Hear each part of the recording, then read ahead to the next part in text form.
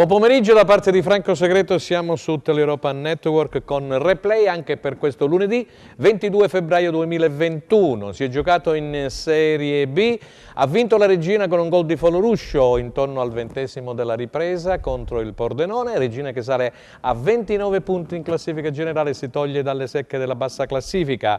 Perde invece il Cosenza per 3-1 a Lecce in Via del Mare. Cosenza che era passato in vantaggio con gli Ozzi, poi ce ne sono stati due rigori, uno dubbio, molto dubbio per me. L'arbitraggio del signor Giuari Olbi è stato pessimo e sottolineo pessimo, al di là di quelle che sono state poi le lacune della squadra del Cosenza, che ha avuto un tempo per rimediare, però non ci è riuscito perché il Cosenza nella ripresa ha tirato sì una sola volta nello specchio della porta difesa appunto dal portiere Gabriel, ex Milan. Buon pomeriggio Stella Battaglia! Buon pomeriggio a te Franco, buonasera gentili telespettatori, si apre nei nostri studi un'altra entusiasmante puntata di replay. Anche questa settimana ci ritrovate nei vostri schermi o, come sempre vi ripeto, se siete in giro potete collegarvi sul nostro sito internet www.tenonline.tv. Vi ricordiamo di interagire con noi attraverso il nostro numero WhatsApp 345 921 1221. Cercheremo di leggere tutti i messaggi, però sono davvero tanti e durante la puntata non riusciamo e ci scusiamo a priori. Allora, vediamo, come già ha detto Franco, abbiamo visto in campo sia la Regina che il Cosenza, la Regina che conquista 3 punti in classifica, il Cosenza ahimè un solo punto e abbiamo questa classifica... veramente 0 punti, perché ha perso. Perdonatemi. 0 punti perché ha perso e abbiamo questa classifica deficitaria. Vediamo un po' cosa ne pensano i nostri ospiti in studio di questa 23esima giornata di Serie BKT. Un benvenuto particolare ad Antonio Clausi, giornalista di Cosenza Channel. Salve a tutti. Ciao Antonio, grazie. Ben trovati. E adesso, dolces in fundo, abbiamo un nuovo ospite, almeno da quando ci sono io, non l'ho mai avuto. Non lo conosci? Non lo conosco. Mamma mia ragazzi. L'opinionista Benito Scola. Ciao Benito. Grazie Benito, grazie per aver accettato l'invito perché Grazie i motivi oggi sono tanti di discussione. Passo la parola a te Franco Sì, e intanto richiediamo poi alla regia i sì, risultati perché abbiamo della tanti classifica ospiti. Antonio, un minuto a testa, questa sconfitta del Cosenza che ha lasciato la mano in bocca. Io ho visto poi i social, anche sul sito ufficiale del Cosenza, insomma nel tritacarne sono entrati un po' tutti e quindi andiamo a capire il perché di questa sconfitta brevemente, poi vedremo gli highlights e subito il collegamento con la Gazzetta dello Sport. Grazie, vai Antonio.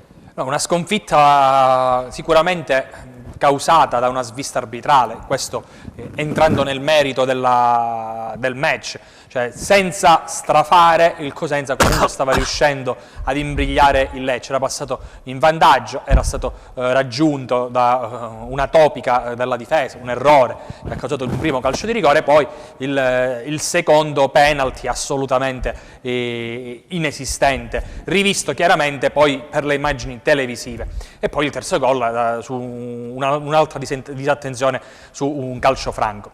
C'è da dire che mettendo da parte un attimo l'errore arbitrale, il secondo tempo del Cosenza è un po' da rivedere, a fronte invece di una prima frazione di gara in cui realmente era riuscito a tenere testa alla compagine di Eugenio Corini. Una sconfitta che purtroppo aggrava la posizione in classifica di questo parleremo del Cosenza, se non altro perché il divario dalla quintultima è di 3 punti e quindi la situazione adesso inizia a diventare un po' più problematica.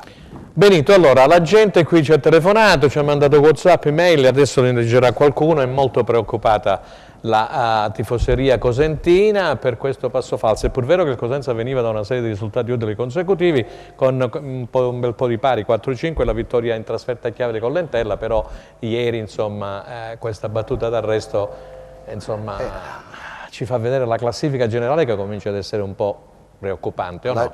La gente fa bene ad essere preoccupata perché una squadra che non ha mai vinto in casa è difficile che possa salvarsi. Poi noi siamo intervenuti, la campagna acquisti secondo me è stata una campagna acquisti deficitaria perché il Cosenza aveva bisogno di almeno una punta però una punta pronta. Noi abbiamo preso 2 attaccanti dal passato illustre, però che non sono assolutamente pronti, e l'abbiamo visto ieri, l'abbiamo vista 2 domeniche fa con la Regina. Quindi per Trotta sarà un 15-20%, invece Bacogu secondo me ci vogliono 6-7 mesi per riprendere. Purtroppo se non fai gol non ti salvi e non vinci le partite in casa. Così lo andiamo a chiedere al nostro amico della Gazzetta dello Sport, Nicola Binda. Buon pomeriggio Nicola. Buon pomeriggio Franco, a te e a tutti gli ascoltatori e i tuoi ospiti. Sono un po' tutti preoccupati per questa battuta d'arresto di Lecce, Cosenza che non riesce a segnare, era passato in vantaggio con gli Ozzi, poi nella ripresa insomma ha lasciato un tantino a desiderare. Cosa vogliamo dire di Cosenza e Regina? Hai sentito, e qui c'è il nostro amico Benito Scola che ha parlato di 2 attaccanti che non sono ancora pronti, sia Trotta che Bacogo. Cosenza invece avrebbe avuto bisogno di 2 attaccanti tipo il Dionisi dell'Ascoli, faccio un esempio, oppure Ardemagni che con la Reggiana sta giocando veramente bene. A te la parola Nicola. Beh, intanto hai perso a Lecce, non è che hai perso proprio contro una squadra qualsiasi, quindi sì. Perdere a Lecce non è proprio disonorevole. Certo che davanti la cosa che stona, che stride, è che non vincere in casa, cioè Cosenza è sempre stato un campo difficile, adesso non so se perché non c'è il pubblico o qual è il motivo, però insomma il fatto che non si vinca in casa, è quello la preoccupazione. Sì. Sul valore degli attaccanti arrivati a gennaio stiamo parlando di 2 giocatori che in Serie B sanno fare la differenza, sono 2 giocatori che la conoscono bene, che l'hanno sempre fatta. Adesso se dobbiamo aspettare 6 o 7 mesi in Bacogo, allora andiamo qua alle vacanze quest'estate, il campionato è finito. Io credo che giustamente un po' di rodaggio ci vuole, però che così lungo no, ecco, un minimo è da consentire, un minimo di rodaggio, però avere Trotta in Bacogu, poi è arrivato Tremolada che mi sembra un ottimo trequartista, no? Sì. E poi c'è Carretta, ci sono gli altri, insomma non è che proprio la squadra è messa male. Secondo me la cosa importante in questo momento è non disunirsi, non preoccuparsi più di tanto, perché le distanze sono sempre ravvicinate. È vero che ci sono 3 punti dalla salvezza, non 30, quindi se pensiamo a un anno fa come era la situazione era ben peggiore, quindi l'anno scorso il Cosenza ci ha creduto fino in fondo e ce l'ha fatta. Se non fa così anche quest'anno allora è un problema. Cremonese, l'ho vista giocare e mi è sembrata in arnese, così come la Reggiana che ha vinto per 3-0 a Cittadella. Cosa ha detto questo turno? Poi parleremo della Regina. Grazie. Questo turno ha detto quello che dice tutto il campionato, ossia che ogni partita è da tripla, che non c'è mai nulla di scontato, che l'ultima può andare a pareggiare sul campo della prima, che l'Empoli capolista ha fatto 4 pareggi di fila ed è sempre in testa, però l'Empoli non ha battuto l'Ascoli, non ha battuto il Pescara, non ha battuto squadre che sono condannate a retrocedere, ossia alla lunga, alla fine del campionato i valori tecnici emergeranno, no? Ci saranno l'Empoli, il Monza arriveranno ben davanti rispetto all'Ascoli, il Pescara, al Cosenza, all'Entella e a queste squadre, però nei 90 minuti questa differenza non si vede mai. Nei 90 minuti non c'è da sorprendersi se la Reggiana vada a vincere 3-0 a Cittadella, o che il Cosenza vada a fare 2-2 a Monza dopo essere stato sotto 2-0, quindi i valori tecnici sono livellatissimi nei 90 minuti. Ripeto. Della Regina che cosa mi puoi dire? Della Regina targata a Baroni? E quindi vuol dire che ogni partita va giocata da lupi, va giocata cercando sapendo che si possono fare punti contro tutti, ma ripeto, se ci si demoralizza e se si rassegna, allora è la cosa peggiore. Della Regina? La Regina ha trovato, è la squadra di fondo classifica insieme alla Cremonese che secondo me in questo momento ha trovato la continuità giusta dei risultati. Baroni è un allenatore molto preparato, molto bravo, al mercato sono intervenuti bene ringiovanendo un po' l'organico e la squadra adesso ha trovato la strada giusta, come la Cremonese che è un'altra squadra che era partita male e invece sta crescendo bene col nuovo allenatore. Anche l'Ascoli sta giocando bene, però non raccoglie tanti risultati. Le altre invece, il Brescia per esempio, invece è in una fase involuzione molto preoccupante. Il Brescia dovrà soffrire molto per salvarsi. E ho visto Cellino che sul più bello è sceso in panchina e dava praticamente lezioni di tattica ai suoi. Allora, Sì, c'è Antonio Clausi di Cosenza Cian che prima di lasciarti che vuole fare una domanda. Buon pomeriggio. Buon pomeriggio, Antonio. La domanda che io vorrei porti riguarda sempre la zona bassa della classifica.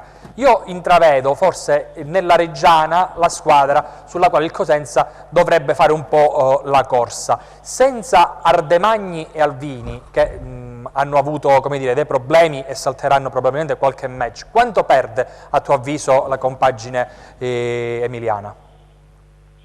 Ma la Reggiana è una squadra che è veramente figlia del suo allenatore, che ha plasmato a sua immagine e somiglianza e guida con grande proprietà, quindi la Reggiana quest'anno è partita anche con il problema del Covid, quando l'ha colpita con una trentina di tesserati positivi, sì. Ha vissuto un girone d'andata terribile, con la partita persa a tavolino con la Salernitana, proprio sabato c'è sarà il ritorno, e quindi la Reggiana ha superato anche questo ostacolo, però è una squadra molto tosta che sa quali sono i suoi limiti, sa che si deve salvare, quindi ogni partita cerca di raccogliere il massimo come deve fare senza guardare tanto più in là.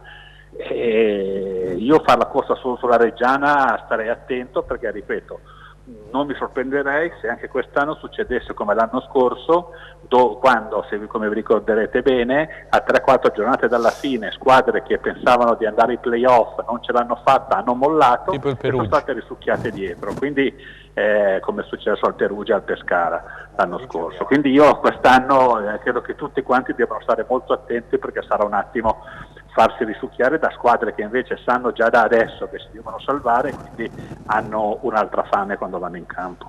Grazie a Nicola Binda della Gazzetta dello Sport, grazie per essere stato con noi. Grazie a voi, buongiorno a tutti, grazie, ciao. Grazie, ciao, buon lavoro. Allora Stella, andiamo a leggere i primi messaggi. Sì, sono tantissimi, sono più di 200, ricordo di nuovo il numero, ora ne leggo qualcuno. Allora, 345 921 1221. Sì, vai. Da oggi in poi si deve giocare da ultimi, bisogna fare punti, quindi palla lunga e pedalare. Il fraseggio lo lasciamo al Barcellona. Ci lamentiamo dell'arbitraggio. Un solo tiro in porta, quindi il telespettatore dice che non ci sono stati tiri in porta. Ed è la verità, questo spettatore, non so come si chiama, ha detto la verità. Vai, nel secondo tempo. Certo, la squadra non ha demeritato, purtroppo paghiamo errori individuali. Vedi legittimo Ida sui 2 rigori. Abbiamo altri messaggi, ma finiamola di prendercela sempre col terna arbitrale. Gli arbitri fanno parte della partita e bisogna considerare anche i loro errori. Mi dite cosa abbiamo fatto per vincere la partita?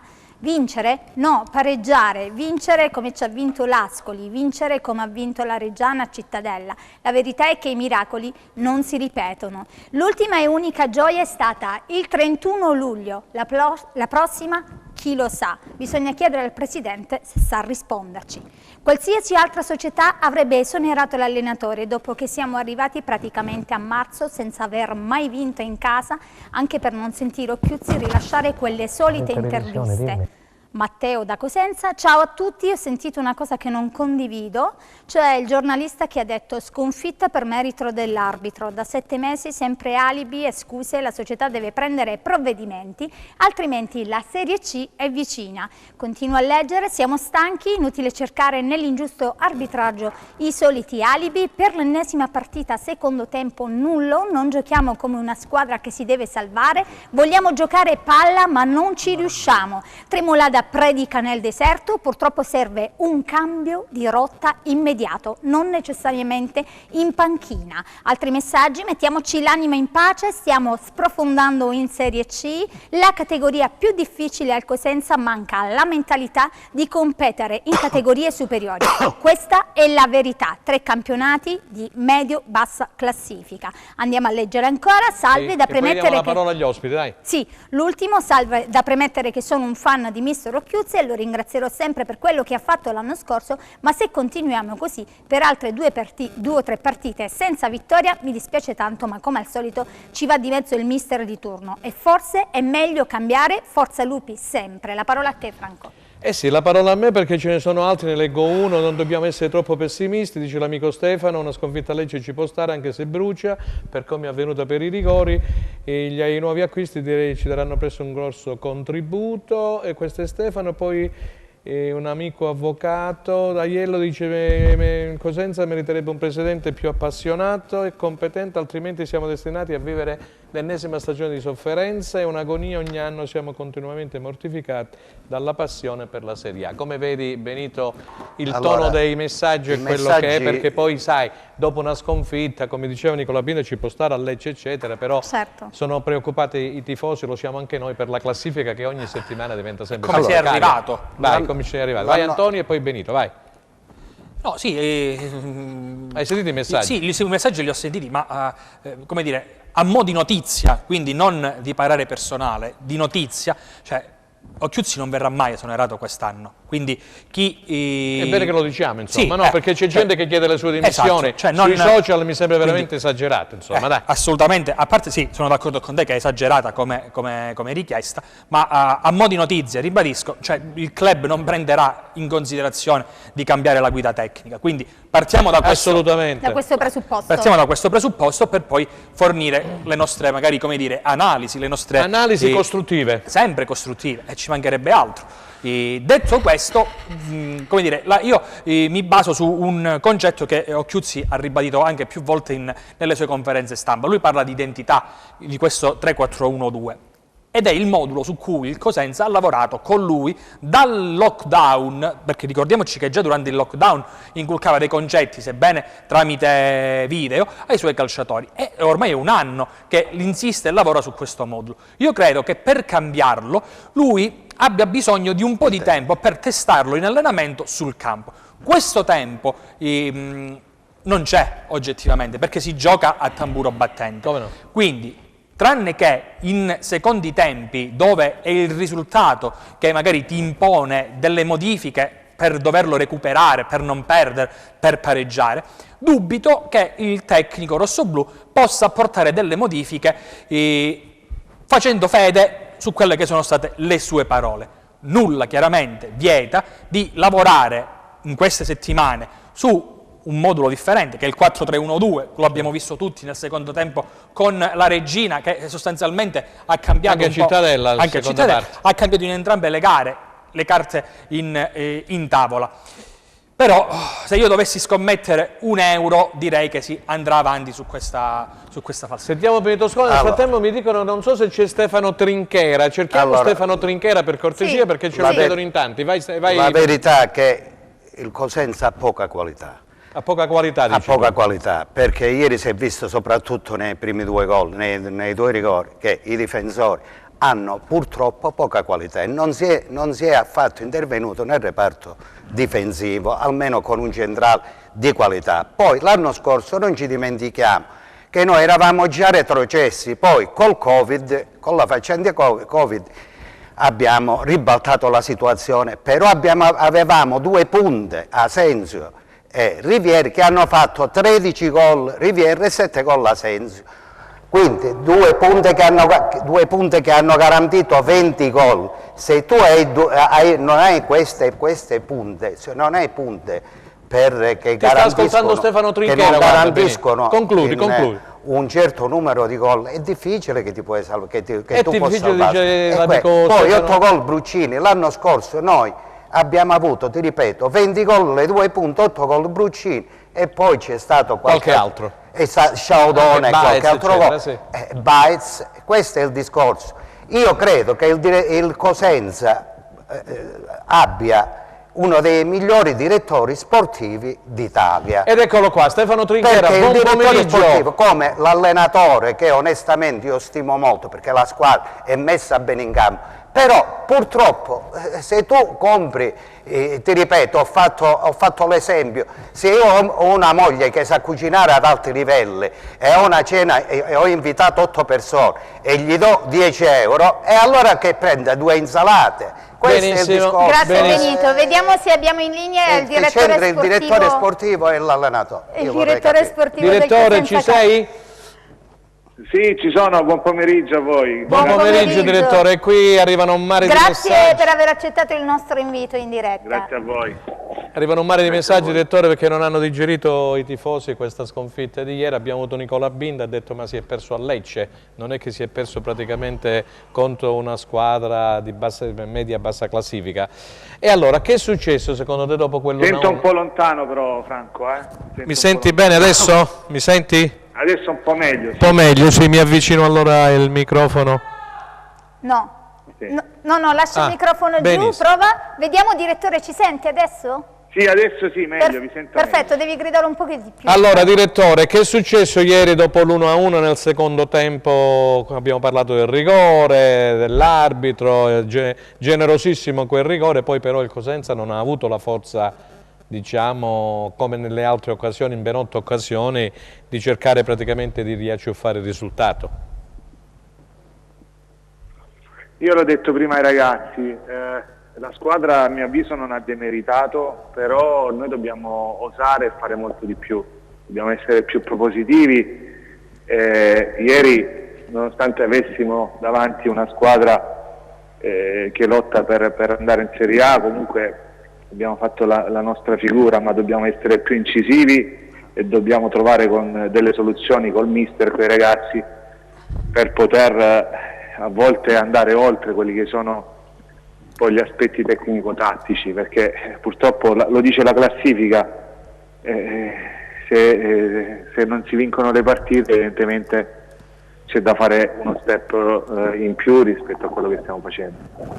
Senti direttore, qui si parla di Trotta e di Bakogu, i due attaccanti che sono arrivati nel mercato di gennaio. Si diceva forse era il caso di prenderne già uno pronto, considerato che Bakogu abbiamo visto che è ancora praticamente lontano dalla sua condizione, mentre Trotta anche lui insomma sì, sta migliorando, però insomma Cosenza ha bisogno di far gol. Cosenza, per quanto riguarda le partite fuori casa, ieri lo dicevano i colleghi di DAZN, è al 9° posto in classifica generale, mentre come non ha mai vinto in casa è all'ultimo posto, quindi c'è necessità di far gol, anche perché l'attacco è il peggiore del campionato, parliamoci chiaro insomma.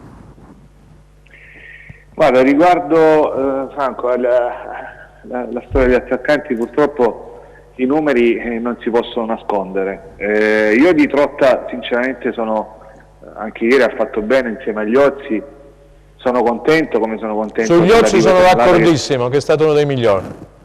Sì, con l'arrivo di Tremolata ci ha alzato la qualità della squadra, e invece purtroppo devo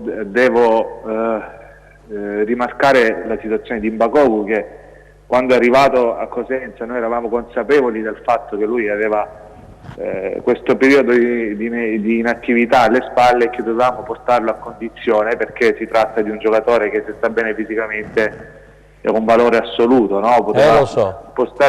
Spostare gli equilibri. E quando l'ho fatto venire io a Cosenza con lo staff tecnico, con il presidente, eravamo così dell'avviso che era opportuno vederlo fisicamente per capire se i problemi che aveva avuto li aveva superati, e così è stato, perché lui ha osservato 4-5 sedute per dimostrare che fisicamente comunque spingeva e non aveva nessun problema. Infatti si è allenato regolarmente ed è andato al massimo. Il problema poi l'ho avvertito in un secondo momento, quando ha caricato oltremodo in un posto dove, diciamo, al pub, gli adduttori, dove non aveva mai avuto problemi, perché caricando e cercando di recuperare il più presto possibile, insomma, ha fatto un lavoro per poter rientrare e darci una mano. Quindi adesso bisogna che lui faccia degli step per riprendere al meglio la forma, e credo che quando sta bene ci può dare una grande mano, perché parliamo di un attaccante fortissimo a mio avviso. Ma questo è successo ieri sera o era successo prima, direttore, questo nuovo infortunio o questo nuovo carico, diciamo? No, questo è successo negli ultimi 7-8 giorni, dove lui comunque ha avvertito questo fastidio che deve cercare di risolvere, di gestire, con le terapie, col lavoro, col gestito in una certa maniera, quindi non ne facciamo un caso, però purtroppo Quando è arrivato dimostrando anche sul campo allo staff tecnico che lui i problemi che aveva avuto li ha superati. Lui ha fatto un lavoro specifico, atletico, superando ogni test, quindi il problema si è presentato dopo. Però è un problema di Senti Stefano, sei preoccupato di questa situazione di classifica, considerato che la Cremonese è andata a 26, ha vinto in trasferta, la Reggiana ha vinto 3-0 a Cittadella, il Cosenza purtroppo pareggia in casa e ieri ha perso. Guarda Franco, io questo è un messaggio che voglio anche mandare all'ambiente, perché Prego, ogni anno... ma noi per questo ti abbiamo voluto qui oggi in televisione. Avete fatto bene, con tutto che io... Come tu sai, perché mi conosci bene, la critica fa parte del gioco e anzi per me è pure costruttiva, perché ci deve far riflettere a volte per correggere il tiro su alcune situazioni. Però noi da sempre siamo abituati a Cosenza a lottare nelle situazioni più critiche e più delicate, no? Ogni anno, anche l'anno dell'accise, ti ricordi? Come no? Siamo partiti in sordina, però poi alla fine abbiamo sempre rincorso l'impresa riuscendoci, e io credo che anche quest'anno sarà così, ma non lo dico con presunzione. Certo, le cose che facciamo sono sotto gli occhi di tutti ed è inutile nascondere. Questa è una squadra che in casa non ha mai vinto, io ai ragazzi l'ho anche detto, troviamo delle soluzioni, trovate con il mister delle soluzioni alternative migliori che possono garantirci almeno quel salto di qualità che oggi purtroppo soprattutto in casa ci sta mancando. Però sono fiducioso perché la squadra comunque anche ieri contro il Lecce io non credo che abbia dimostrato questa differenza di valori, poi gli episodi si sono girati contro, però a mio avviso è un organico con tanti giocatori di categoria che comunque anche in passato hanno dimostrato il proprio valore. E io devo essere solo fiducioso come allenatore che sentiamo Antonio Clausi per il direttore. Stefano, c'è Antonio Clausi che vuole porre una domanda. Sì. No, volevo sapere più che altro alla ripresa degli allenamenti oggi che umore tirava nello spogliatoio e sostanzialmente cosa hai detto tu alla squadra nel dettaglio, su quali punti ti sei focalizzato? Beh, intanto Antonio, noi che abbiamo un ruolo di grande responsabilità, abbiamo il dovere di essere lucidi, no? Ad analizzare certe situazioni. E noi abbiamo 3 squadre sotto e a 3 punti un gruppetto di squadre. Dal Vicenza in poi credo che tutte quante dovranno fino alla fine lottare per non retrocedere. E io alla squadra ho detto che io non voglio esasperazione, non voglio tristezza o il muso lungo o l'atteggiamento di chi magari ha preso 3 gol, ha perso a Lecce in maniera un po' così, dove si va alla ricerca o la necessità del VAR, come ho sentito, perché adesso di dominio pubblico è tutto vero, però ci dobbiamo tirare fuori da guai noi con le nostre forze.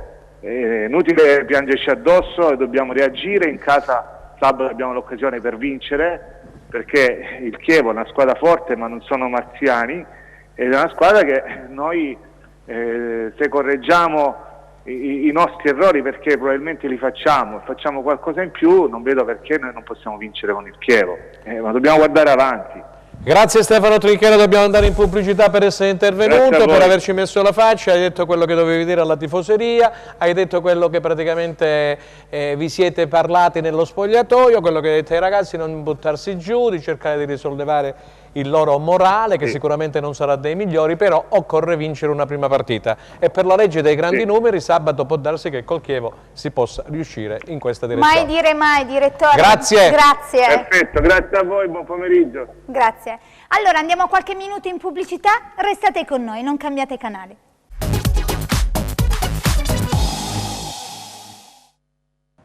Ok, allora stiamo ricevendo anche tantissimi messaggi, ringraziamo ancora appunto Stefano Trinchera che è intervenuto con noi. Poc'anzi il direttore sportivo del Cosenza ha detto come stanno le cose, ci ha detto di questo nuovo infortunio di Bakongu per quanto riguarda Linguine. Non vorrei fosse una pubalgia, per carità, lungi da me, però insomma speriamo che sia un infortunio di pochissimo conto. Allora vai! Sì, risultati e classifica, vai! Ospite telefonico, richiediamo alla regia i Risultati e risultati della classifica. Vai, Stella. Allora, andiamo a vedere subito, troviamo al comando, quindi per questa 23esima giornata di Serie BKT, vediamo se compare lì, se no la leggo da qui. Vai, puoi leggere tranquillamente. Ok, allora, risultati: Ascoli Salernitana 0-2, Brescia Cremonese 1-2, Chievo Monza 0-1, Cittadella Reggiana 0-3, Frosinone Pescara 0-0, Vicenza Spalla 2-2, Lecce Cosenza 3-1, Pisa Empoli 1-1, Regina Pordenone 1-0, Venezia Virtus Entella 3-2. Andiamo a vedere la classifica di Serie BKT. Allora, troviamo al comando l'Empoli con 45 punti, a seguire Monza 42, Venezia Salernitana 41, Cittadella Chievo 39, Lecce 38, Spal 37, Frosinone 33, Pordenone Pisa 32, Regina 29, Vicenza Reggiana 27, Brescia Cremonese 26, Cosenza 23, Ascoli 21, Pescara 18, chiude la classifica Virtus Entella con 17 punti. Grazie alla Stella, regia. grazie, perché oggi abbiamo tantissimi ospiti. Vediamo chi c'è oggi pomeriggio al telefono. Dopo Stefano Trinchera abbiamo Danilo Pagni. Buonasera a tutti. Grazie direttore per essere con noi, già ex direttore sportivo del Chievo, e poi sabato, come ricordavamo con Trinchera, ci sarà al San Vito Marulla questo Cosenza Chievo. Allora Danilo, tu che hai un po' anche il polso della situazione, la situazione diciamo di classifica, parlavamo del Cosenza preoccupa, il 3 dopo il 3-1 di Lecce, mentre la Regina si è tirata fuori con questa vittoria per 1-0 contro il Pordenone. Cosa vogliamo dire?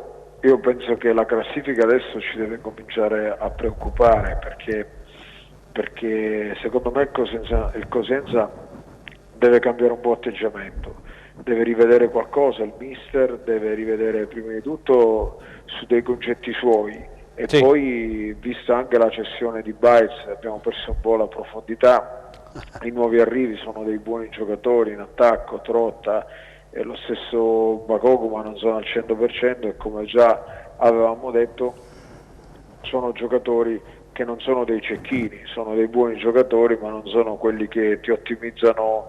Se tu hai 2, 3, 4 palle gol, sono dei bomber, quindi diciamo che secondo me bisogna rivedere qualcosa. Sono un po' preoccupato questa volta, io quelle poche volte che ci siamo sentiti sono sempre stato colui il quale ha positivo, sempre positivo, è vero. Positivo, ma noto anche da qualche dichiarazione durante le conferenze stampa, che bisogna un po' cominciare a cacciarsi la polvere sopra la giacca, perché altrimenti si fa dura, anche perché le concorrenti Cremonese, Brescia, per quanto anche a Brescia stanno vivendo una situazione un po' particolare. Ma la Reggiana stesso che ha vinto 3-0 a Cittadella, per esempio. Esatto, quindi sono segnali che non ci devono far stare con le antenne dritte. I miracoli non avvengono sempre, nel senso che l'anno scorso... Con questo diceva Benito Scola in effetti poco fa. Ha perfettamente ragione il direttore sportivo. Io sono uno pro Cosenza e super ottimista, Franco mi conosce, però è vero Danilo. Soprattutto come atteggiamento, come impostazione, che abbiamo ogni tanto un'area da professione, cioè bel gioco, qualità tattiche, sì, ben venga, perché attraverso il gioco arrivano i risultati, attraverso l'identità di squadra, ma non bisogna mai perdere di vista l'obiettivo principale, perché questo che è quello della salvezza. Ma infatti senti Danilo, volevo fare una domanda a Danilo, perché nell'ultima conferenza stampa, quando hanno presentato via Facebook, diciamo attraverso la pagina del Cosenza Calcio, i nuovi arrivati, Crecco, Gerbo, Tremolada, Bakogu e Trotta, il presidente si è rivoltato al Chiuzzo e ha detto sì, il bel calcio sì, però d'ora in avanti a noi, al Cosenza, alla società, alla tifoseria interessano i punti, che è in effetti quello che stai dicendo tu, insomma, ecco perché i tifosi sono un po' preoccupati. Pronto? Sì. Mi senti? Sì.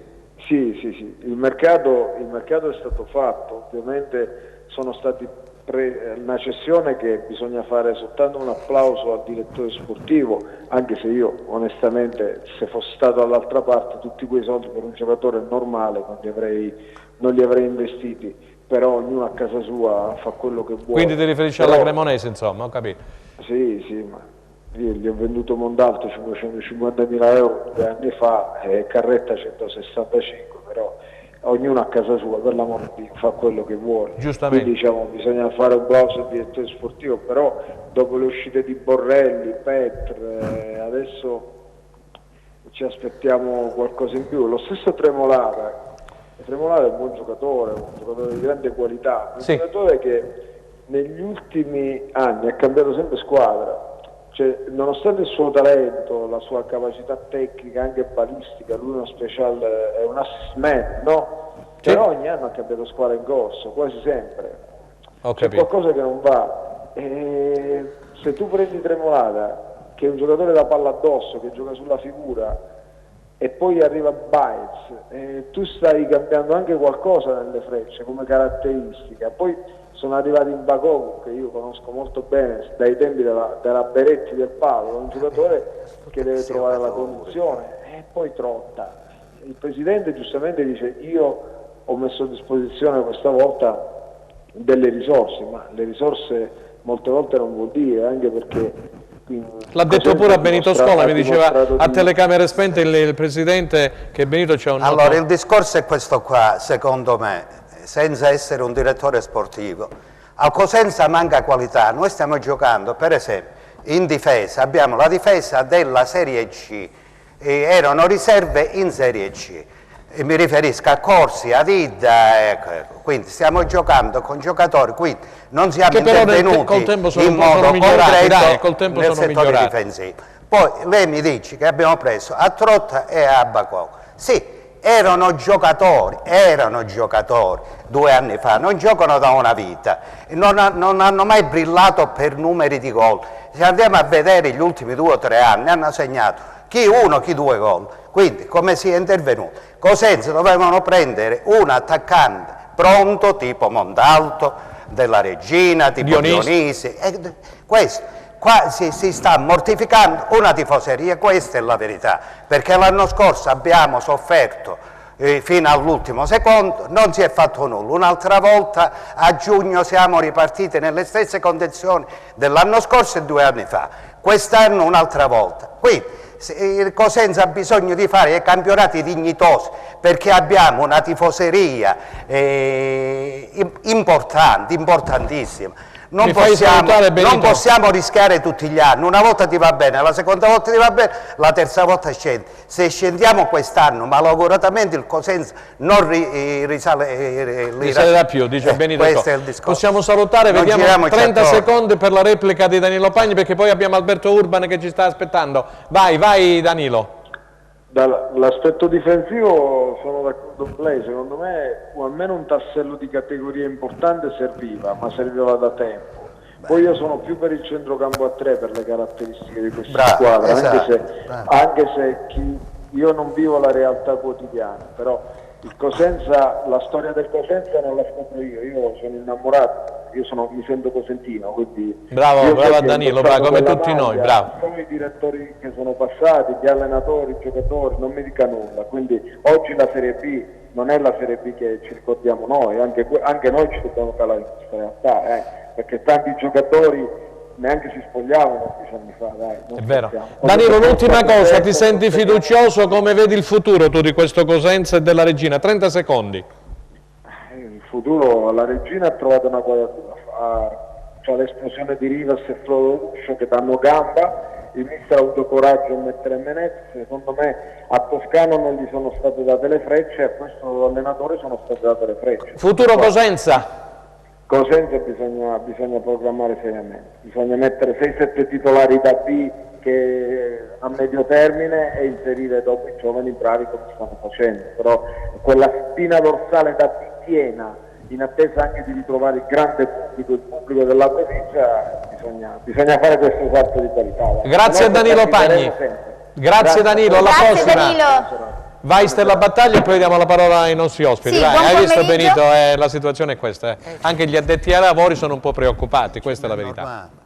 Allora, buon pomeriggio, sono Marcello da Cosenza. Ieri abbiamo fatto un ottimo primo tempo, però nel secondo tempo, fra le decisioni dell'arbitro che ha concesso 2 rigori e la scarsa incisività della nostra squadra, abbiamo perso. Adesso la situazione si fa molto difficile. Sabato bisogna assolutamente vincere con il Chievo. Il campionato di Serie B inizia a settembre e termina il 7 maggio. Che senso ha allestire una squadra per soli 3 mesi e partire da febbraio? Poi abbiamo tantissimi messaggi oggi. Saluto Benito Scola. Cosa ci dicono dalla regia? Che c'è Alberto Urban via Skype, eccolo là. Ah, ok. Continuiamo dopo. Alberto, buon pomeriggio. Non ti sentiamo. Non lo sentiamo, non ti un attimo. Vediamo il microfono, di aggiustare il tuo microfono. Ci senti tu? Parla, vediamo. No, non abbiamo il ritorno in studio. Vediamo se riusciamo un attimino ad avere il ritorno. Pronto? No, non ti sentiamo. Vai avanti nel frattempo che ripristiniamo il coro. Vai avanti con i messaggi. Saluto Benito Scola, noto tifoso, esperto di tattica e soprattutto sempre pronto alla critica costruttiva. Non è arrivato il momento di giocare con i pochi buoni di qualità che abbiamo tutti insieme? Questa era in effetti una domanda per Benito. Continuiamo. Insomma, siamo pure senza Bakogu, Serie C garantita. Caro Franco, siamo alle solite, sì, abbiamo fatto il gol e poi non abbiamo più fatto un tiro in porta. E poi abbiamo difensori che in area fanno entrare sconsiderate e causate troppi rigori. Poi tornando ai giocatori presi a gennaio, sono tutti giocatori non pronti. Continua ancora? Non abbiamo il collegamento? Ok. Alberto, vediamo. Ci sei? No, magari proviamo a telefonarlo e leviamo il collegamento Skype. Sì, forse è meglio la telefonata perché altrimenti perdiamo solo tempo con Alberto. Vediamo. Pronto? Alberto? Niente non riusciamo. da fare. Ok, continuo a leggere, magari chiediamo alla regia e poi voglio sentire Antonio che finora è stato zitto. Antonio c'è tanto da dire. Di effettuare il collegamento telefonico. Buon pomeriggio, bravo Trinchera, hai scelto bene, non potevi fare meglio, arriveranno le vittorie e ci salveremo alla grande, forza lupi sempre. Trinchera dice che Mbakoku aveva avvertito dei rallentamenti nella preparazione durante la settimana e ieri l'allenatore lo ha comunque fatto scendere in campo. L'ultimo quarto d'ora. Dai, si può gestire. Come mai si richiedono? Dico a Clausi basta con gli arbitraggi. Zio Elio Principato, che salutiamo, non pensa che abbiamo una difesa che invece di rinviare gioca il TikTok come la trasmissione di Chiambretti in aria e prendiamo troppi gol?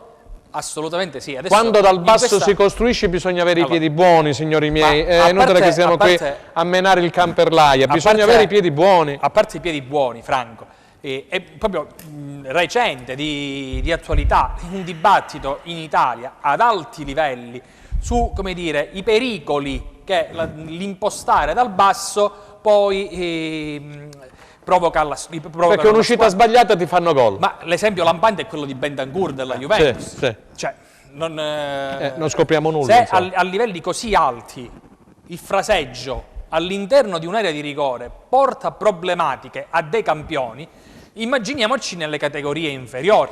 Quindi capisco perfettamente l'idea di gioco e la freschezza di quest'idea che ho Chiuzzi di giocare.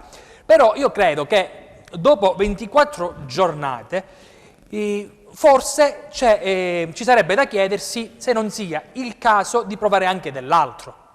Questo perché? Perché la risposta che i calciatori avrebbero dovuto dare a queste sollecitazioni tattiche probabilmente non sono arrivate. Benissimo. Allora, vediamo un attimo se abbiamo Urban. Ancora no?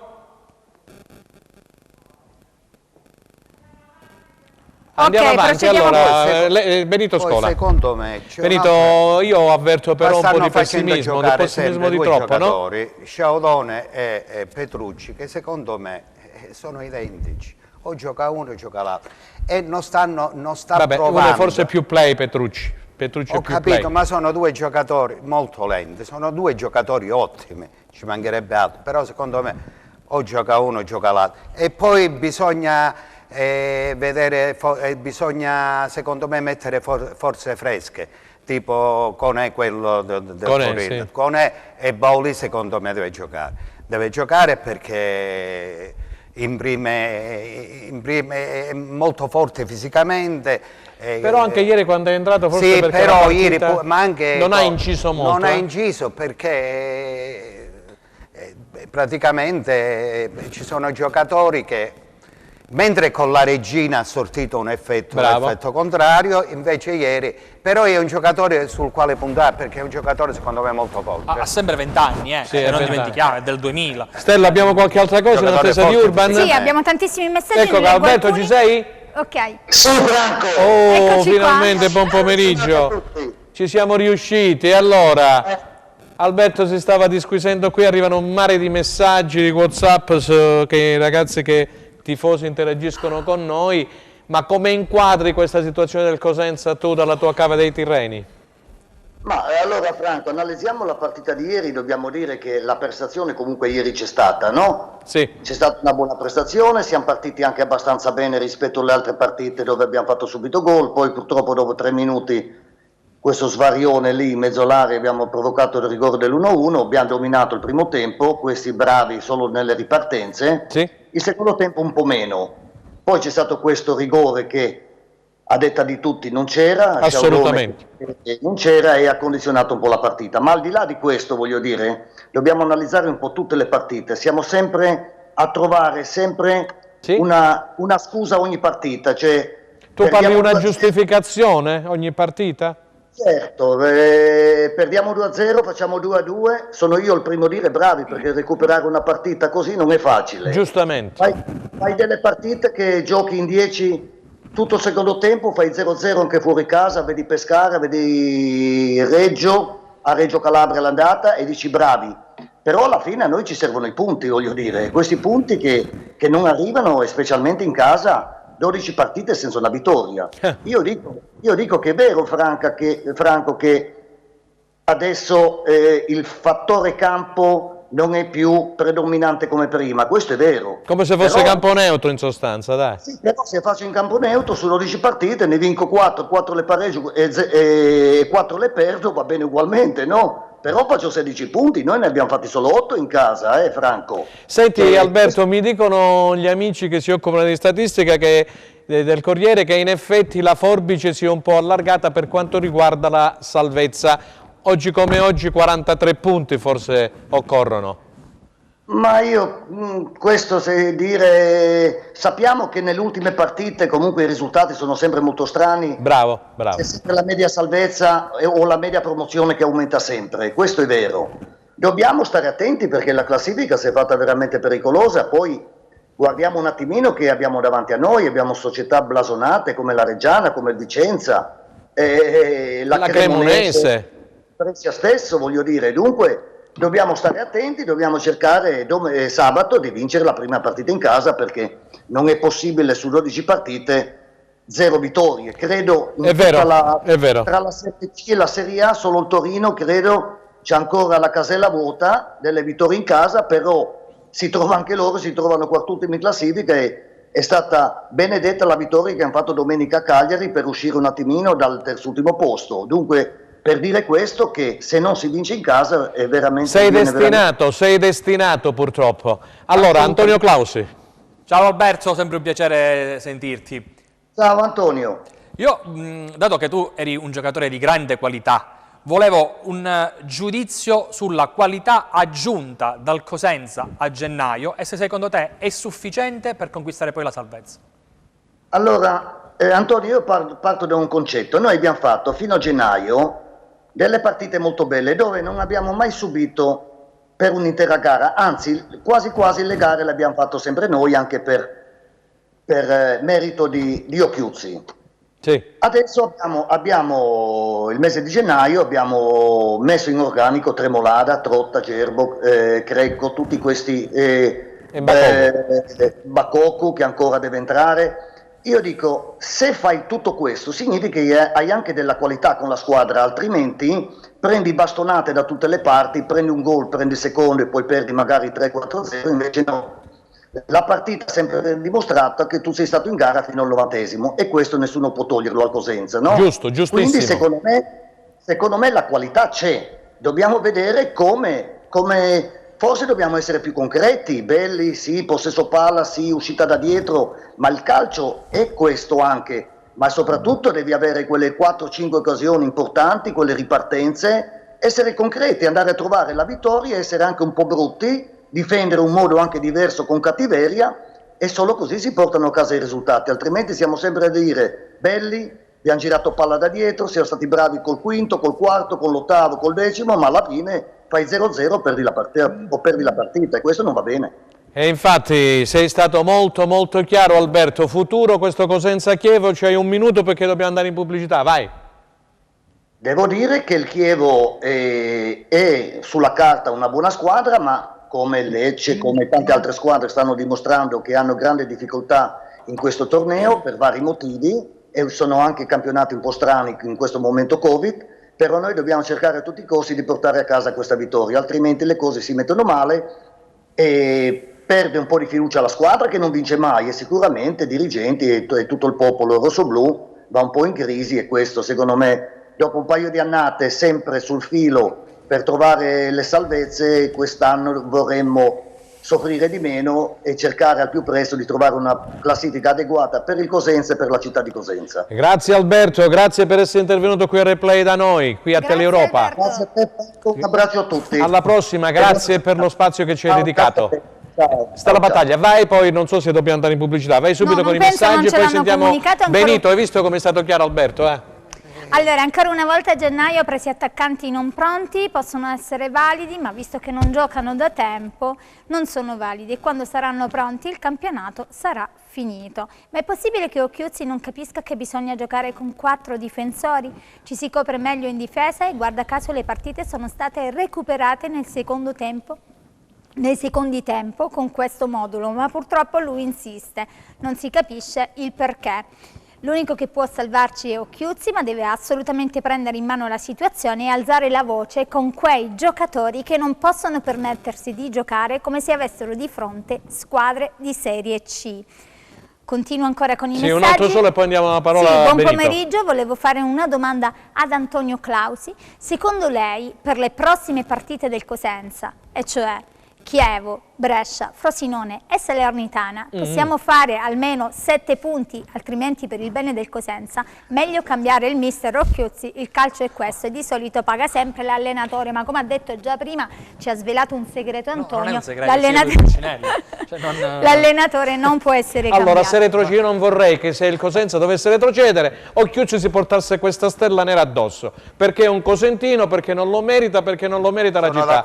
Quindi evitiamo di dire che Occhiuzzi fa retrocedere il Cosenza, perché se così dovesse essere sarei il primo io a dire dimettiti e vattene. No, anche perché, per carità di Dio, le colpe di un'eventuale retrocessione sarebbero da ricercare altrove, poi ci sarà tempo e modo nel caso di analizzare tutto ciò. Occhiuzzo ha avuto prego Benito, prego. il torto di avallare... No, perché ne sento di cotte e di crude, capisci? Allora, Occhiuzzo ha avuto solamente il torto di avallare in toto la politica della società, parliamoci chiaro, qua ha avuto questo torto. Lui ha sempre detto che hanno condiviso insieme al direttore sportivo Trincheri e al presidente. È stato aziendalista in questo. È stato aziendalista, però siccome tu l'anno scorso hai salvato il Cosenza in una situazione disperata, hai fatto un miracolo. Il Cosenza alle ultime partite ha sciorinato un gioco di altissimi livelli. Ma quest'anno tu accetta di guidare questa squadra, però devi avere delle garanzie che secondo me non ha avuto, e adesso purtroppo sta pagando pegno. Questo è il discorso. Se no Chiuzzi che cosa c'è? Tringhera che cosa c'è? Siccome non si è programmato, ma la programmazione la devi fare con i soldi, senza soldi programmazione non ne fai. Ma forse neanche all'ultimo momento. Però Guarascio soldi ne ha speso, perché l'altra volta è intervenuto da noi, da Anna Franchini, e ha detto che ci sono entrate e uscite, che il Cosenza è dietro al Cittadella e che comunque... Ma non è un giocatore di proprietà, Franco, tu non hai un giocatore di proprietà, avevi solamente, come si chiama, Sueve e cose Baez che hai venduto. Cioè una squadra di Serie B che non ha un direttore generale, allora la vogliamo dire tutti, il Cosenza non ha un direttore generale, numero. Poi voglio sapere i giocatori di proprietà. Che investimento? Antonio, tu hai fatto contratti, Ritiello, Sueva. Bittante. Sueva. 5, 6, non di più. Allora, questa è programmazione. Programmazione, tu dovevi affrontare quest'anno praticamente completamente in modo diverso. Tu dovevi affrontare una squadra per fare un campionato dignitoso. Ogni volta ripetiamo le stesse cose. Se il Cosenza dovesse salvarsi, un'altra volta a giugno saremo in queste stesse condizioni. Allora andiamo a comprare altri 27 giocatori e si ripetono sempre le stesse cose. È questo quello che la piazza imputa al Presidente? La mancanza di orizzonte. Perché l'orizzonte del Cosenza Calcio è il 30 giugno del 2018, 19, 20, anno per anno. Non c'è l'orizzonte a lunga gittata. Però il Presidente dice che il calcio è cambiato, che non ci sono più i giocatori che vanno per i discorsi triennali, dice io lo posso scegliere un giocatore, lo prendo fino a giugno e poi Dio provvede e Maria prega. Se mi va bene glielo rinnovo, se no no. È un nuovo discorso di fare calcio, secondo Guarasci. Preghiamo che vada bene. Stella Battaglia. Sì, buon pomeriggio caro Benito, quindi su quello che ha detto prima Benito, un telespettatore, continuiamo a pregare, come dobbiamo fare Antonio? Siamo sempre lì sul chi va là. Che poi sentiamo Giusva Branca se hanno pregato a Reggio per fare questi bei risultati. Sì, stiamo pregando che finisce la pandemia e stiamo pregando anche che il Cosenza si salva con l'acqua alla gola alla fine. Allora, vediamo un attimo. Vai Stella. Benito, su quello che ha detto prima Benito, un telespettatore ha scritto: buon pomeriggio caro Benito, non sono d'accordo, gli acquisti secondo questo telespettatore, quindi questo tifoso, sono tutti ottimi, il tempo migliorerà l'intesa e arriveranno le vittorie, non tutte le squadre si chiamano Lecce. E poi si chiede a se stesso: e se ci fosse stato il VAR? Poi, ma come si fa a dire sempre sono contento della squadra se perdiamo? Meglio essere scontenti e vincere. Allora, ancora messaggi, allora non facciamo ridere, se non vinci retrocedi, stop. Perdonateci, andiamo qualche secondo in pubblicità, ritorniamo subito. Grazie. Allora, terza ed ultima parte di Replay, arrivano un mare di messaggi, la gente, come dicevo, partecipa a questa nostra trasmissione interagendo con noi, con Teleuropa Network, con tutti i nostri WhatsApp, forse più di 300 messaggi, mi dice Stella Battaglia. Sì, oggi sono arrivati più di 300 messaggi, sono davvero tanti. Sì, prego, ti do subito la parola e nel frattempo vediamo se abbiamo... Sì, facciamo parlare prima in linea, chiamiamo subito Reggio Calabria, vai. Sì, no, facciamo parlare prima Benito, magari poi leggo ancora messaggi. Vai Benito. Ecco, Benito Scola per la squadra, per lo staff tecnico. Voglio vedere cattiveria in campo, voglio vedere...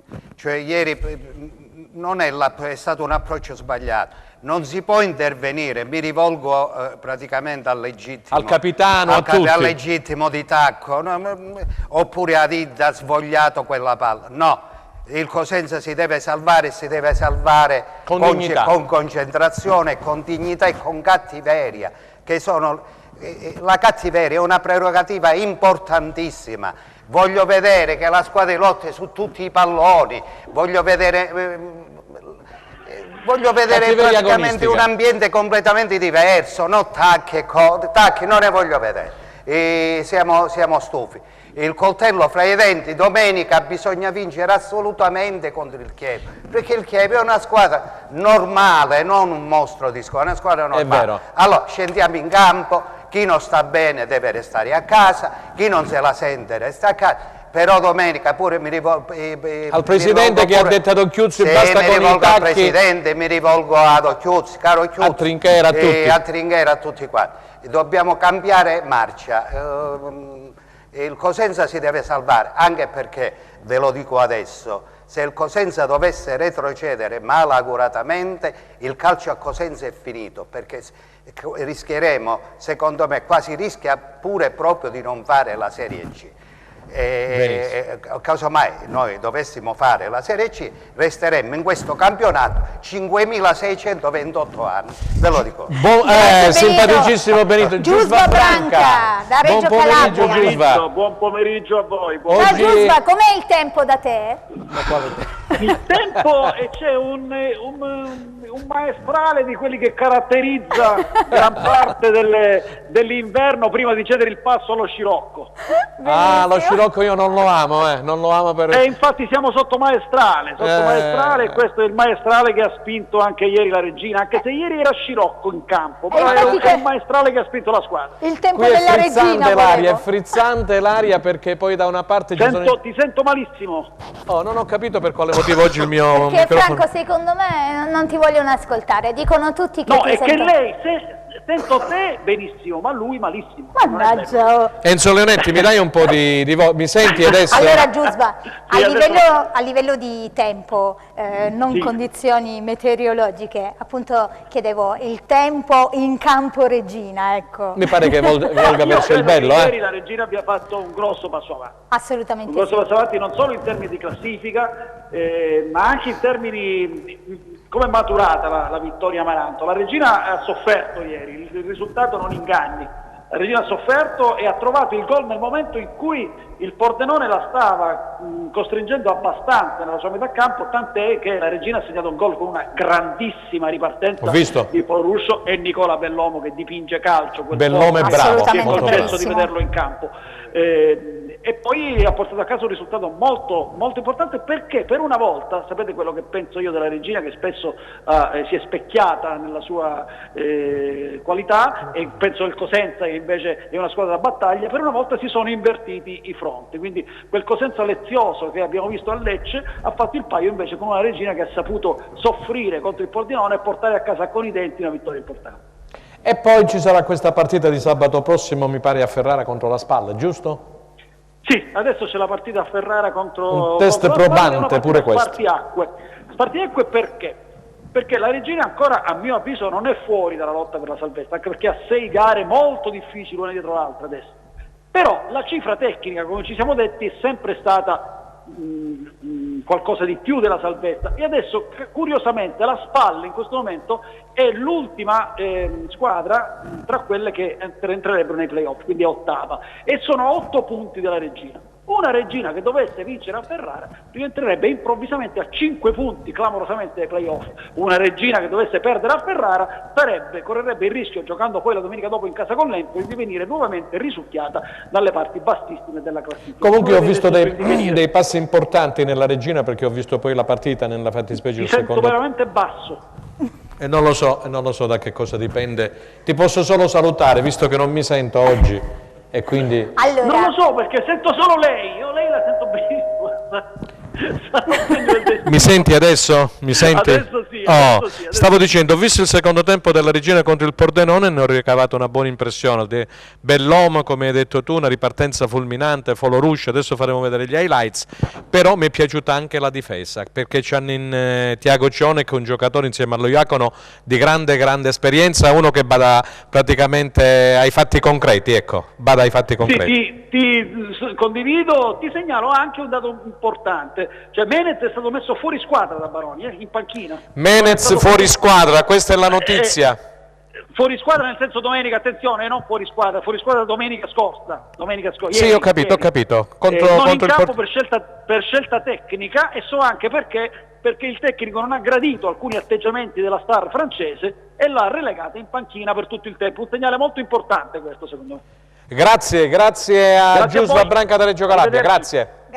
Allora, Menez è stato escluso ieri, è stato escluso praticamente dal tecnico Baroni. Volevi tornare sul Cosenza, mi pare? Volevo tornare su quello che dicevi prima, sulle quelle parole del presidente Guarascio, che dice che se uno gioca bene con un anno di contratto poi lo converte. Sì, perché il calcio è cambiato con il Covid, eccetera, eccetera. Ma non è così, Franco, perché se uno gioca bene e a Cosenza, poi se ne va. L'esempio di Rivière, di Lamantia, in scadenza di contratto, se non rinnovi il contratto per tempo, Bermacu, vanno via. Quindi è cambiato, sì, però evidentemente non è cambiato tanto. Quella è l'idea del Presidente del calcio che rispettiamo. Poi, ultima cosa, Franco, permettimi un secondo di ritornare soltanto un attimo, 10 secondi, su quello che ha detto il Presidente nella trasmissione di Anna Franchino venerdì scorso, in cui parlava di parte della stampa che non gli rivolgerebbe alcune domande consone, diciamo. Io credo che oggi si viva in un mondo dove sostanzialmente mettere un po' alla berlina la controparte serva esclusivamente per non entrare nel merito di alcune risposte. che gli vengono poste. Ho capito. La stampa a Cosenza E vabbè, è una su stampa questo ci altamente sono io che, qualificata. insomma, sono Ogni domanda, Franco, Sì, è lo so, lecita ad essere posta. Le risposte poi, se arrivano bene, se non arrivano, andiamo avanti così. No, ma alla fine poi, siccome io sono stato rappresentante della stampa con Lusso per una vita, insomma, come vicepresidente dell'Unione Stampa Sportiva Italiana, il presidente poi alla fine praticamente ha chiesto scusa o quasi, dicendo che ho grande rispetto per tutta la stampa. Io ho sentito poi, la trasmissione l'ho risentita perché mi era stato riferito alle 23 la sera e quindi ha detto per carità di Dio, eccetera, eccetera, quindi è da persona intelligente tornare sui propri passi. Stella Battaglia. Sì, allora chiedo scusa ma non mi pare che Ascoli, Entella e Pescara con i nuovi acquisti hanno fatto meglio del Cosenza. Saluti Michele. Poi abbiamo altri messaggi. Ma sono già retrocesse, Entella e Pescara sono già Noi dobbiamo andare a vedere quelle sopra di noi, non quelle sotto. Certo, allora guardate il calendario, il campionato del Cosenza si deciderà tra l'11ª e la 16ª giornata. Sono d'accordo. Sei d'accordo anche tu? Sono d'accordo pienamente perché... Sei d'accordo Antonio? Sì, perché non ho capito tra quale giornata? 11ª e 16ª. 11-16. Perché queste 4 partite, sulla carta proibitive adesso per il Cosenza, poi verranno seguite da una serie di match, come ricordiamo dal girone di andata, ampiamente alla portata. Questo non significa che il Cosenza debba fare 0 punti contro Chievo, Salernitana e le altre formazioni che affronteremo. Anzi, anche perché all'andata, contro tutte queste squadre, il Cosenza offrì prestazioni maiuscole che per episodi non portarono punti. Scusatemi, ci chiedono i telespettatori di vedere gli highlights del Cosenza, sì, perché molti non l'hanno visti, e della Regina. Enzo Ninetti, puoi andare, grazie. Cosenza e Regina. Vince in rimonta il Lecce che al Via del Mare dopo soli 8 minuti dal calcio d'inizio subisce la rete degli ospiti e grazie a 2 rigori assegnati nel primo e nel secondo tempo prima ristabilisce la parità e poi dilaga nella ripresa. Eppure la sfida si è giocata in maniera equilibrata, al prontivia la traversa colpita da Julman che mette i brividi ai lupi e poi la risposta di Iozzi che servito da Petrucci schiaccia di testa e spiazza Gabriel. Non passano neanche 3 minuti che Legittimo si fa sfuggire Rodriguez e per il suo intervento in scivolata il direttore di gara ravvede un tiro dagli 11 metri, sul dischetto si presenta Coda che non sbaglia e ristabilisce la parità. Nella ripresa Falcone respinge il tiro di Maier dalla distanza e poi l'episodio che dà il via alla rimonta salentina, un altro rigore dubbio per un presunto fallo di Sciaudone su Mancosu. Il centrocampista rosso-blu tocca il pallone ma per l'arbitro non ci sono dubbi, Mancosu non sbaglia nonostante Falcone intuisca il lato giusto. Poi una girandola di cambi e subito il tris della formazione di Corini che taglia le gambe ai calabresi che interrompono così la striscia di risultati positivi. Sapevo che si poteva decidere su un episodio sia da un lato che dall'altro. Per quanto riguarda, avete visto più voi che io perché io l'ho appena visto un po' le immagini, credo da parte mia che c'è solo un giudizio, che gli arbitri hanno bisogno del VAR anche in Serie B. Siamo tornati in studio, stavamo dicendo a che ora ci sono le partite. Alle 2 il Cosenza, alle 2 la Regina. Sabato 27 febbraio alle ore 14. Invece Spal Regina sempre sabato 27 febbraio alle 14. Regina, andiamo a vedere Regina Pordenone, gol di Folo Stesso Ruscio. risultato utile e consecutivo per la Regina che vola in classifica a 29 punti. La squadra Amaranto al Granillo con il Pordenone fa la voce grossa, nonostante al prontivia la formazione di Tesser schiaccia i calabresi nella propria metà campo. Gli ospiti colpiscono un palo, ma con il passare dei minuti la squadra di Baroni reagisce e al 33esimo è Crisetic a pareggiare i conti dei Legni. Poi dopo un primo tempo equilibrato è Folo Ruscio nella ripresa a sbloccare l'inerzia del match e a firmare la seconda vittoria consecutiva fra le mura amiche per gli Amaranto, anche se nei minuti finali il Pordenone prova a riacciuffare il pari sfiorando il gol con Barison. Soddisfatto a fine gara mister Baroni. Le partite durano 90 minuti e mancava Montalto. Dennis lo devo gestire in una certa maniera, so come dover gestirlo. Chi è partito subito non ha fatto male, secondo me ci sono dei ragazzi, io sto cercando di portare avanti tutti. L'esempio lampante è stato Bellomo che è entrato molto bene, e ha fatto cose importanti nella partita. A un allenatore serve questo, serve teste accese, gente che ha voglia e gente che non molla mai. E allora diceva Baroni, e io ho in squadra gente che non molla mai, ha fatto l'esempio di Dell'Ome, eccetera, eccetera. È un allenatore di esperienza, nessuno può dire nulla, ha vinto 2 campionati, col Frosinone, col Benevento, allenato in Serie A. Vabbè. Detto questo, caro Benito, cosa vogliamo dire? Perché sono in tanti che ancora ci scrivono. Siamo ai minuti finali. Siamo 5 minuti finali, caro Benito, tu ti sei rivolto alla squadra, rivolgiti alla tifoseria, perché volevo vedere anche il bicchiere mezzo pieno, caro Benito. Il discorso è questo qua, ancora il campionato è lungo, non siamo all'ultimo. Cosenza è una città che si esalta e si deprime in un attimo, è una cosa impressionante. Certamente le cose si stanno mettendo un po' maluccio, perché il Cosenza ancora non ha vinto una sola partita in casa. Se tu non fai il risultato pieno in casa, tu devi vincere almeno 3 partite in casa, almeno 3. Altrimenti non riesci a salvarti, perché con un punto a partita non ti salvi. Non vai da nessuna parte. E allora, siccome il campionato ancora è molto lungo, il discorso è questo qua, i giocatori devono dare il 200%.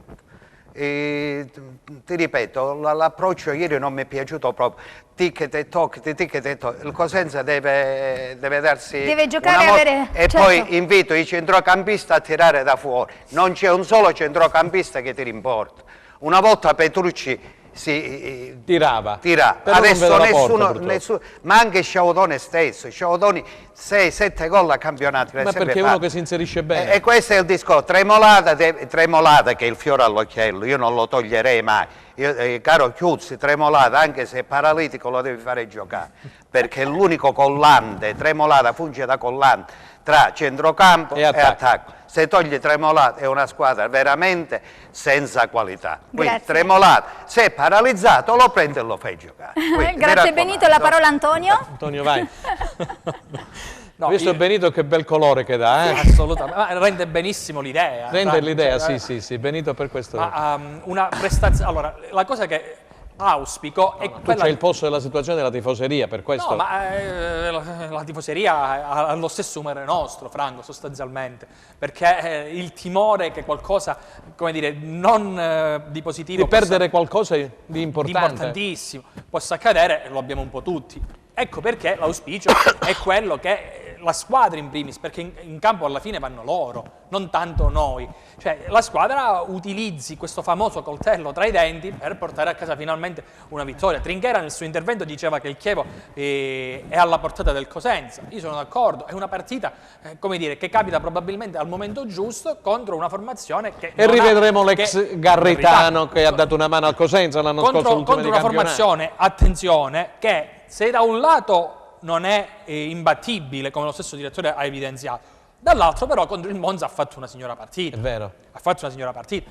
Quindi sì, è una partita alla portata, però attenzione, perché... Bisogna stare guardinghi, insomma. Poi guardiamo un attimo la classifica, è spaccata completamente in 2. È vero. Questo cosa significa? Che le formazioni di alta classifica tendono a battere con le dovute eccezioni, che però confermano la regola, quella di bassa classifica. Allora speriamo di vincere sabato. Volevo dare che mi chiedono 2 risultati, che il Catanzaro ha vinto 2-1 in Serie C a Palermo, mentre ha pareggiato Roselli con la Vibonese, che dalla scorsa settimana, bentornato Giorgio Roselli, e per 0-0 a Viterbo. E poi volevo ricordare la figura di Armando De Pasquale, che è stato geometra dello Stadio San Vito all'epoca per una vita, così come abbiamo ricordato Gianni Beschin, ex arbitro internazionale, ex dirigente del Cosenza. Le condoglianze da parte di tutta la nostra rete. Mi associo. De Pasquale. Stella. Pure io. Ok, allora per la trasmissione ringraziamo il coordinatore Franco Segreto, i nostri ospiti telefonici Antonio Clausi e Benito Scola di essere stati qui ospiti in studio. Vi ricordiamo la nostra replica questa sera alle ore 23 Tele Europa Network, canale 10 del digitale terrestre, e con replay in live ci vediamo il 1° marzo, quindi il lunedì 1° marzo alle ore 15. Grazie per averci seguito. Arrivederci.